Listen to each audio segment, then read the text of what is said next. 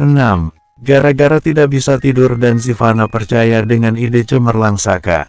Kini ia harus bangun dengan kondisi lengan yang terasa sakit semua. Ide cemerlang yang dimaksud Saka adalah bermain kartu. Dan peraturannya adalah yang kalah harus mau dicubit. Baru ronde pertama saja Sivana sudah kalah dan mendapat cubitan dari Saka yang tak main-main. Semua karena Sivana belum mahir bermain kartu. Rasanya malas sekali beranjak dari tempat tidur. Selain masih mengantuk juga karena rasa sakit di lengannya. Namun karena ingat harus kuliah, terpaksa juga Sivana bangkit. Dengan langkah gontai Sivana mendatangi kamar mandi. Membuka pintu begitu saja. Tidak ingat jika orang yang tidur di sebelahnya semalam tidak ada di tempat tidur. Begitu pintu kamar mandi terbuka, mata Sivana membola seketika. Mulutnya menganga tak bisa bersuara. Badannya bahkan membeku tak bisa digerakkan.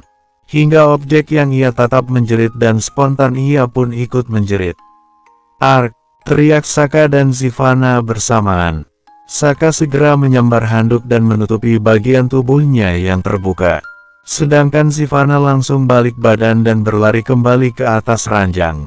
Ia tarik selimut untuk menutupi semua tubuhnya agar tak terlihat. Di bawah selimut ia menggigil ketakutan.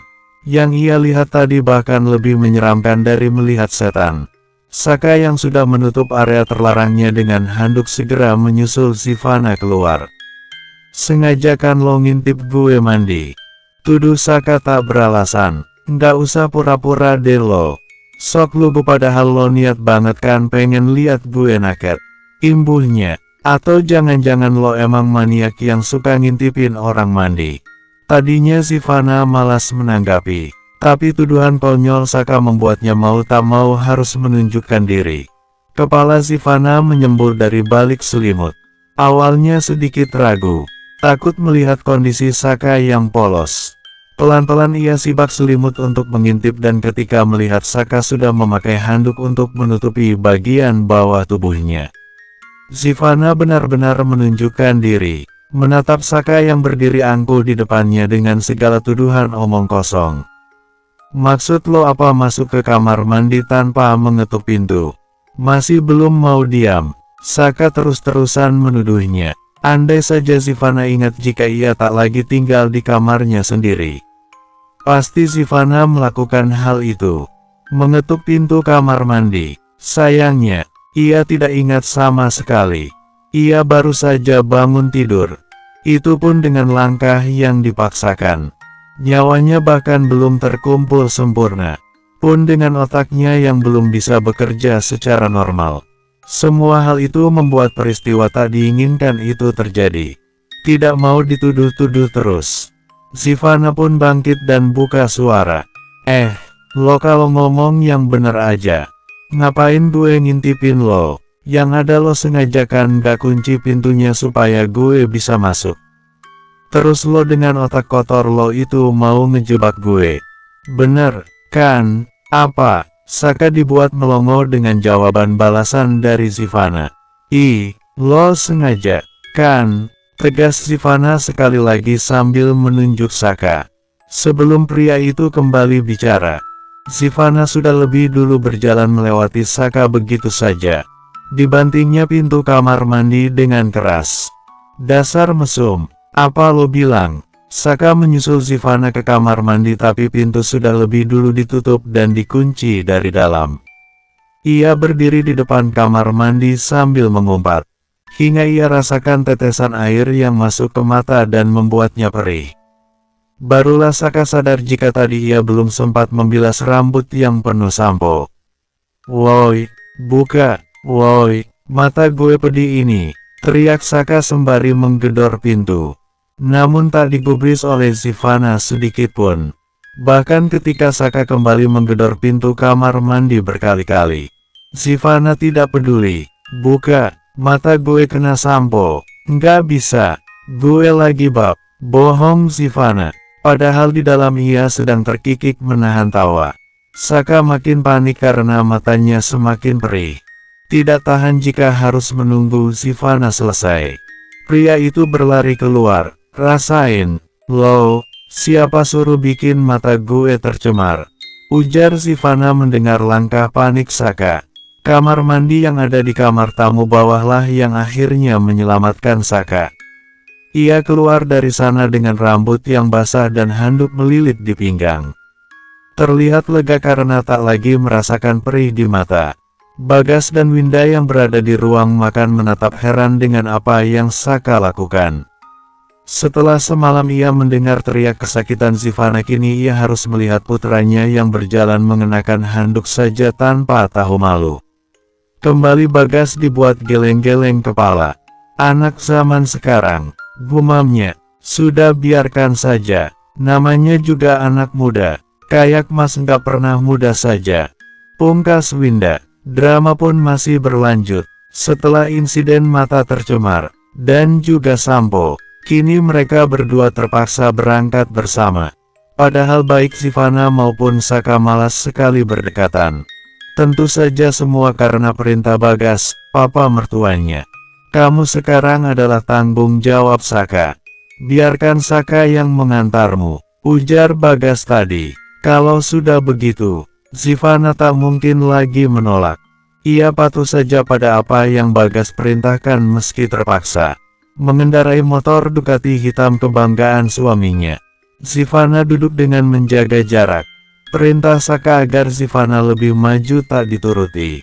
Majuan dikit, perintah Saka. Sivana diam tak menanggapi. Ia justru bersedekap. Membuat Saka kesal dengan ulah wanita yang baru menjadi istrinya sehari itu. Dengan sengaja Saka menarik gas dengan kencang lalu mengerem secara mendadak. Membuat Sivana kaget dan refleks memeluk tubuh pria itu. Saka tertawa karena aksinya berhasil. Bukan mencuri kesempatan atau apa, tapi semua demi keamanan Sivana sendiri. Kalau sudah diingatkan dengan cara halus tapi tidak mau dengar, cara memaksa pun akan Saka lakukan. Sengaja, loh, ya, Sivana memukul bahu Saka. Gue kan udah bilang, majuan dikit, lo aja nggak mau nurut. Kalau naik motor itu ya kayak gini. Kalau direm mendadak bisa-bisa jatuh kalau nggak pegangan. Makanya nurut ama suami. Ih, najis. Saka hanya tersenyum menanggapi. Tidak ada rasa marah atau tersinggung. Ia terus tancap gas agar tidak telat mengantar Sivana ke kampus. Namun, untung tak dapat diraih dan malang tak bisa ditolak. Tiba-tiba motornya terasa oleng. Dan Saka harus menghentikan laju motornya. Kenapa? Tanya Sivana panik. Kayaknya ban gue bocor deh. Saka turun dari kuda besinya. Diikuti Sivana. Setelah mengecek kondisi ban, ternyata memang benar ban motor Saka kempes. Nah, bener kan dugaan gue? Ban gue kempes, ujar Saka. Terus gimana? Saka mendelik seketika. Yang jelas lo harus jalan kaki sampai kita ketemu bengkel tambal ban. Apa? Jalan kaki? Saka mengangguk. Raut wajah Sivana langsung cemberut. Alamat telat datang ke kampus. Mana hari ini adalah jadwalnya dosen killer pula. Udah jangan bengong. Buruan bantuin dorong. Masih harus dorong juga, seru Sivana. Iyalah, lo pikir motor ini nggak berat? Saka memperagakan bahwa dirinya tak kuat mendorong motor sendirian dan butuh bantuan. Alhasil Sivana membantu suaminya mendorong motor di hari pertamanya diantar oleh pria itu. Capek, iya, Sivana capek. Beberapa kali ia mengusap peluh yang menetes di dahi. Entah kenapa sial sekali nasibnya hari ini. Mana bengkel tambal ban belum juga terlihat. Sivana yang merasa kelelahan berhenti sejenak. Sekadar untuk mengambil napas. Namun Saka tetap berjalan meninggalkan gadis itu. Sivana mendongak ke arah suara yang memanggilnya. Ia membenarkan letak kacamatanya yang melorot. Ngapain lo jalan kaki? Motor lo mana? Tanya seseorang dari atas motornya. Motor gue. Sivana terlihat bingung bagaimana harus menjawab. Iya, motor lo. Oh, lagi di bengkel. Jawab Sivana berbohong. Jadi lo jalan kaki? Sivana mengangguk ragu. Ya udah, sini naik. Kita berangkat bareng, ajak pria yang notabene teman sekampus Sivana. Sivana semakin bingung dengan ajakan pria itu. Ia menatap ke depan di mana Saka sedang memperhatikannya. Udah, ayo naik. Pria itu menarik tangan Sivana tanpa tahu jika ada Saka yang terus memaku pandang. Tidak bisa lagi menolak karena takut ketahuan. Sivana ikut saja apa kata pria itu. Motor pun melaju melewati Saka. Mampus, gue, pasti tuh cowok bakal ngamuk nanti di rumah. Ucap batin Sivana ketika melihat raut kesal Saka yang ia lewati begitu saja. Bersambung. 7. Bagus lo ya, jam segini baru pulang. Ngelayap kemana aja lo? Dari atas ranjang Saka bertanya. Lagaknya bak suami posesif karena istrinya pulang terlambat. Sivana menatap aneh pada sikap Saka. Seneng kan lo pacaran mulu? Sampai lupa kalau lo udah nikah. Sivana tak habis pikir. Kerasukan apa ini orang? Bener-bener istri nggak tahu diri. Ban motor suami kempes bukannya ditemenin malah ditinggal pergi sama cowok lain. Istri durhaka lo. Oh, Sivana paham sekarang. Masih soal ban motor kempes tadi pagi rupanya. Bukannya lo yang minta. Balas Sivana. Gue. Saka menunjuk dirinya sendiri. Yang dianggupi oleh Sivana. Iya, lo yang minta. Lo nggak mau kan ketahuan kalau udah punya istri. Kalau tadi gue nggak ikut motornya Amar, pasti Amar bakal curiga. Lagian asal lo tahu ya, gue tuh nggak pernah pacaran. Sial aja tuh nasib gue tiba-tiba disuruh nikah sama berandal kayak lo. Sivana tidak mau lagi memperpanjang masalah ini. Membuat Saka bungkam lebih baik. Lo sebut gue berandal, terus lo apa? Cewek cupu, ujar Saka seenaknya. Tapi percaya sih gue kalau lo belum pernah pacaran. Lagian cowok mana yang bakalan mau sama cewek cupu kayak lo? Kalau emang ada pasti tuh cowok buta. Sivana tertawa dengan ejekan Saka. Berarti lo buta dong. Buktinya sekarang ini yang jadi suami gue itu elo. Mata Saka membeliak. Nampaknya ia salah bicara tadi. Kata-katanya justru menjadi bumerang baginya. Menyudahi pembicaraan anfaedah ini, Sivana memilih untuk meninggalkan Saka yang masih syok karena kena skakmat oleh Sivana. Segera ia letakkan tas dan membersihkan diri. Ia harus segera bergabung untuk makan malam seperti pesan Winda ketika ia baru sampai tadi. Katanya kamu tadi telat ke kampus gara-gara ban Saka kempes. Tanya Bagas di meja makan. Sepulang kerja Bagas mendapat laporan dari Winda tentang apa yang terjadi tadi pagi dengan motor Saka. Nggak telat-telat banget kok, Pak. Soalnya Zi langsung ikut motor temen Zi tadi. Arah kampus kamu dan kampusnya Saka kan berlawanan. Dan jauh dari rumah ini. Bagaimana kalau kamu pindah aja ke kampus Saka?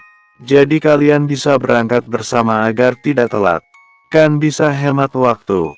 Bagas mengusulkan. Spontan Saka berseru. Enggak, Bagas, Winda, dan Sivana langsung menatap Saka bersamaan.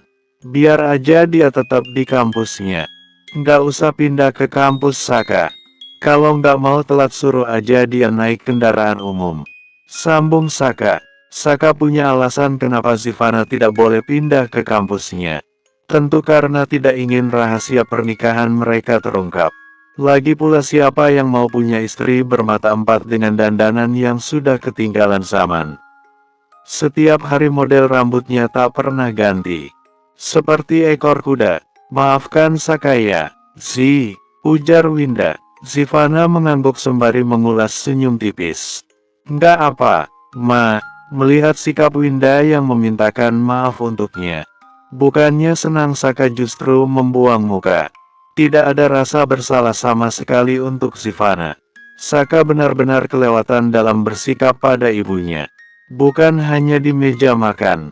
Bahkan ketika Winda menghentikan langkahnya yang hendak keluar malam. Pria itu tak segan-segan menghardik Winda. Bukan urusan lo, sentak Saka ketika Winda bertanya hendak kemana pria itu. Saka, Bagas yang muncul dari kamar sontak tak terima istrinya dibentak oleh anaknya sendiri. Minta maaf. Saka bergeming. Minta maaf. Tita Bagas tak ingin dibantah. Bukannya minta maaf. Saka justru kembali naik ke kamar. Ia segera membanting pintu, membuat Sivana yang masih duduk di meja belajar terlonjak kaget. Sivana menoleh ke arah Saka dan mengikuti pria itu hingga naik ke atas ranjang. Kenapa, lo, kepo? Sivana mencebik kesal. Harusnya ia tak usah peduli apalagi bertanya. Berurusan dengan berandal satu ini memang merepotkan dan menjengkelkan. Tidak ingin merasa kesal sendiri. Sivana memilih untuk kembali fokus pada tugas kuliah yang harus ia selesaikan hari ini. Beberapa saat berlalu, Saka yang sedang asyik bermain Rubik di atas ranjang mendapatkan ide cemerlang. Rasanya tidak buruk jika Sivana pindah ke kampus yang sama dengannya. Dengan begitu ia juga bisa meminta untuk tinggal terpisah dari orang tuanya. Supaya hidupnya lebih bebas. Ia bisa keluar malam tanpa ada yang mengusik. Seperti tadi ketika ia sudah bersiap akan keluar. Tapi malah ketahuan sama mamanya dan papanya pun jadi tahu. Alhasil gagal sudah rencana Saka untuk keluar. Karena setelahnya penjagaan rumah pasti akan diperketat. Hei, culun, panggil Saka. Karena bukan namanya yang disebut. Sivana tetap tak acuh. Ia terus fokus pada tugasnya meskipun ia mendengar Saka berbicara. Culun, lo denger gue? Enggak, panggil Saka lagi. Namun masih sama, Sivana tak menoleh sedikit pun. Saka dibuat kesal setelah beberapa kali panggilannya tidak digubris. Merasa diabaikan, Saka turun dari ranjang dan menghampiri Sivana. Hei, Saka menepuk bahu Sivana. Kali ini baru Sivana menoleh. Ia membetulkan letak kacamatanya agar pas untuk melihat objek. Kenapa, lo budek? Ya, dari tadi gue panggil-panggil nggak nyahut. Yang lo panggil tuh siapa? Ya elo, lah. Gue punya nama, dan nama gue bukan culun. Bokap gue kasih gue nama yang bagus, Sivana. Jadi jangan lo ubah seenak jidat lo. Mengungkit soal ayah mertuanya. Terbersit rasa bersalah di hati Saka. Sivana selalu tahu dan selalu bisa membuat Saka mati kutu. Ya, maksud gue, elo, Sivana, ujar Saka canggung. Bagus kalau lo masih ingat nama yang lo sebut pas hari pernikahan. Kenapa manggil gue, Saka mengusap kepalanya yang baik-baik saja. Sivana mengernyit menatap suaminya. Lo boleh kok pindah ke kampus gue. Ujar Saka, maksud lo? Ya, lo kalau mau pindah ke kampus gue pindah aja. Kata bokap kan biar kita sejalan. Sivana menaruh curiga pada Saka. Tadi saja di meja makan ia secara spontan menolak tegas kepindahannya ke kampus yang sama dengan Saka. Sekarang pria ini bilang boleh pindah secara mendadak. Pasti ada rencana di balik keputusan yang tiba-tiba ini. Sivana memutar bangkunya agar bisa menatap langsung Saka yang berdiri di sampingnya. Katakan saja apa yang lo mau sebenarnya. Gua yakin lo punya maksud tersembunyi. Todong Sivana. Saka langsung gelagapan mendengar tudingan Sivana. Tapi gadis ini memang tidak sebodoh penampilannya. Ia selalu tahu apa yang ada di otak Saka. Kalau lo mau pindah ke kampus gue, lo bilang juga ke bokap kalau kita mau tinggal terpisah dari mereka.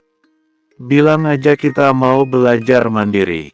Kan kita udah nikah. Sivana membeliak mendengar ide suaminya. Enggak, gue bukan anak yang suka bohongin orang tua. Tolak Sivana. Di mana bohongnya? Kita kan emang udah nikah sungguhan. Kalau orang udah nikah mau belajar hidup mandiri dengan terpisah dari orang tua itu kan wajar. Pokoknya gue nggak mau. Sivana kembali memutar bangkunya kembali menghadap meja belajar. Dengerin gue dulu. Semua demi keuntungan kita berdua. Bukan cuma gue. Bujuk Saka. Pokoknya gak mau. Sivana menutup kedua telinganya. Tidak ingin mendengar bujukan Saka. Namun tiba-tiba Saka memutar bangku yang ia duduki. membuatnya menghadap pria itu. Dengan sigap, Saka mengurung Sivana dengan meletakkan kedua tangannya di samping kanan dan kiri tubuh Sivana. Mau apa, lo? Jujur Sivana sedikit takut dengan Saka kali ini. Terlebih ketika tubuh pria itu begitu condong ke arahnya. Bersambung. 8. Sivana menatap takut pada pria di depannya. Jangan macem-macem. Ya, atau aku akan. Akan apa? Saka tak berhenti mengintimidasi Sivana. Akan. Sivana bingung memikirkan apa yang akan ia lakukan. Akan. Ulang Saka. Akan. Tidak menyelesaikan kalimatnya. Sivana langsung mendorong tubuh Saka sekuat tenaga hingga pria itu terjungkal. Tak menyia-nyiakan kesempatan, Sivana berlari keluar kamar. Hei, tunggu! Teriak Saka memegangi kepalanya yang sempat terantuk lantai. Namun sayang, Sivana sudah lebih dulu membuka pintu. Mengabaikan sakit di kepalanya, secepat mungkin Saka bangkit dan mengejar istrinya. Ketika Sivana hendak menuruni tangga, Saka berhasil menjangkau rambut sang istri. Hampir saja ia berhasil. Sialnya, Sivana yang tak ingin tertangkap lebih mempercepat langkah. Hingga ia bisa lolos meski Saka sudah sempat menjangkau rambutnya. Hanya ikatan rambut saja yang terlepas sebab tarikan tangan Saka. Sial, Saka membuang ikat rambut Sivana dan terus mengejar hingga ke bawah. Berhenti, lo! Teriak Saka. Ayah! Pekik Sivana terus berlari. Selebar apapun langkah Sivana, ternyata langkah Saka jauh lebih lebar. Akhirnya ia tertangkap juga. Saka menarik tangan Sivana lalu menahan tubuh gadis itu agar tak lagi bisa melangkah. Lepas! Teriak Sivana. Lepasin! Sivana terus memberontak dan Saka tak terpengaruh sama sekali. Bibirnya melengkung ke atas. Seakan puas bisa mendapatkan targetnya. Lepasin gue, brengsek. Sivana meronta. Bakal gue lepasin kalau lo mau janji buat minta rumah ke bokap. Cowok gila. Posisi Saka yang ada di belakang tubuh Sivana tak bisa membuat gadis itu melihat senyum di bibir Saka. Pria itu tak tersinggung sama sekali dengan sebutan kasar untuknya. Ia masih terus mengunci Sivana dengan melingkarkan lengannya di bawah leher sang istri. Sedikit menunduk Saka berbisik tepat di telinga Sivana. Dan gue bisa jadi lebih gila kalau lo nggak mau nurut apa kata gue. Enggak, gue nggak mau. Nggak mau apa? Sivana. Suara Bagas mengalihkan perhatian Saka juga Sivana. Melihat Sivana dengan rambut berantakan dan letak kacamata yang sedikit miring serta posisi Saka yang menahan Sivana, pikiran Bagas jadi kemana-mana. Apakah putranya sedang memaksa menantunya? Kenapa Sivana sampai berteriak-teriak menolak? Itu, Pak, Zi nggak mau kalau terlambat lagi. Sambung Saka cepat. Sivana menoleh dan sedikit mendongak. Bisa-bisanya pria ini berbohong. Benar begitu, Bagas memastikan. Benar, Pak. Sivana nggak mau terlambat lagi ke kampus jadi dia mau pindah kampus aja bareng Saka. Sekalian juga kami mau belajar mandiri. Saka menjelaskan tanpa diminta. Belajar mandiri. Bagas jadi bingung maksud anaknya. Iya, kalau Sivana udah pindah ke kampus Saka, sekalian kami mau pindah aja. Selain biar makin dekat, juga sekalian belajar untuk mandiri. Bagas terlihat ragu dengan ucapan Saka. Raut wajahnya justru terlihat curiga. Melihat itu, Saka tak diam begitu saja. Ia menggerakkan tubuh Sivana yang masih dalam tawanannya. Benarkan, sayang. Apa, sayang? Mendengar sebutan Saka untuknya, Sivana jadi ingin muntah. Bisa-bisanya pria berandal ini bersikap demikian hanya untuk menipu papanya. Sivana, panggil Bagas. Iya, Pak, benar begitu. Ya tentu benar dong, Pak. Kami sudah memutuskan kalau nanti setelah Sivana pindah ke kampus Saka, kami akan keluar dari rumah ini dan mencoba untuk hidup mandiri. Untuk itu kami butuh rumah. Bu, Sivana baru saja akan buka mulut tapi Saka lebih dulu membungkam mulutnya dengan tangan. Agar tak terlihat kasar, sesekali Saka mengecup kepala Sivana. Kalian yakin? Bagas ingin kembali memastikan.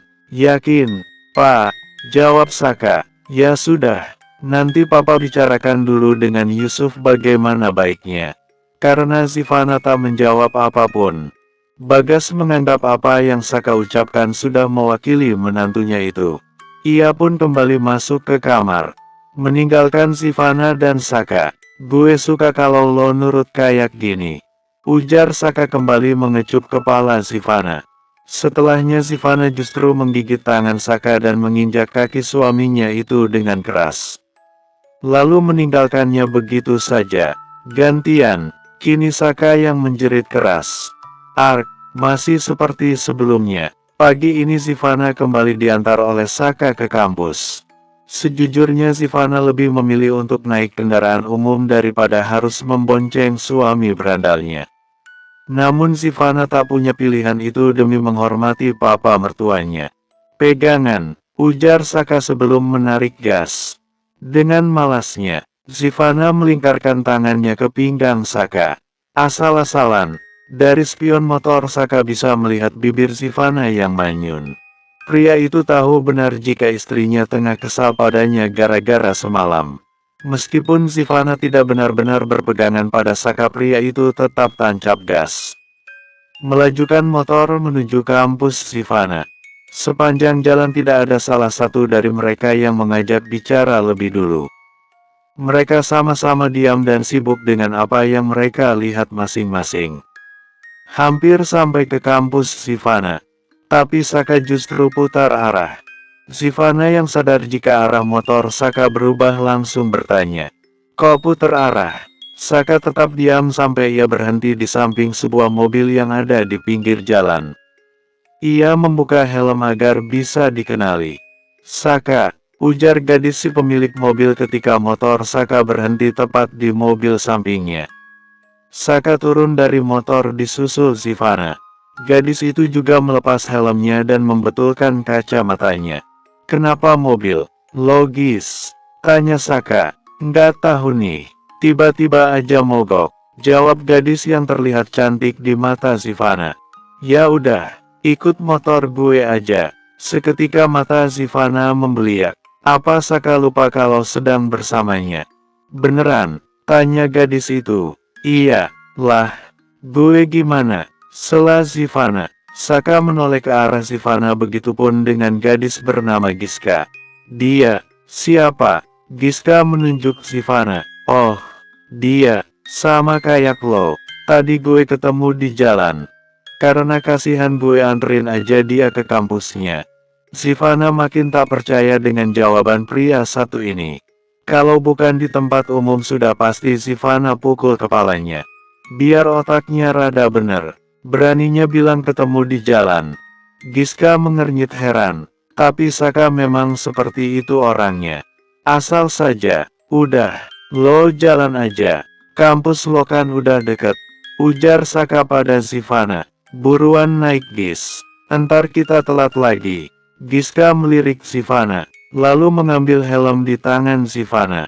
"Maaf, ya." Tidak ada yang bisa Sivana lakukan selain berdecak kesal setelah Saka pergi bersama gadis yang tidak Sivana kenal. Terpaksa Sivana berjalan kaki ke kampusnya. Kalau mau naik ojek juga nanggung karena sudah lumayan dekat. "Haduh, gempor deh kaki gue." Sivana berhenti sejenak karena merasa lelah. "Awas aja lo, gue sumpahin cipukan seharian lo karena udah ninggalin gue di tengah jalan." Bersambung.